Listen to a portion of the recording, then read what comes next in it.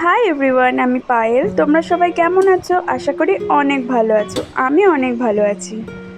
চলে এসেছি তোমাদের জন্য নতুন একটা ব্লগ নিয়ে, এয়ারক্রাফট মিউজিয়ামের ব্লগ। ফেসবুক ইনস্টাগ্রাম খুললেই দেখছি সবাই এয়ারক্রাফট মিউজিয়ামে যাচ্ছে। ভেবেছিলাম কি না যেন আছে, তাই আমরাও সকাল সকাল রেডি হয়ে গেছিলাম সেদিন এয়ারক্রাফট মিউজিয়ামে। আর এই মিউজিয়ামটা বিশ্ব বাংলা গেটের ঠিক পাশেই রয়েছে।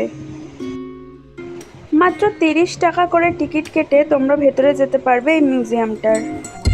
তারপর আমরা ভেতরে গিয়ে দেখি কিছুই নেই, এটা একটা just military museum.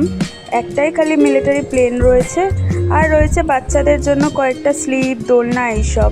Time spend করার মতো কিছুই সেখানে ছিল না। দেখার যখন কিছুই নেই, তাই ভাবলাম একটা শর্মা খেয়ে আমরা বাড়ি চলে যাই।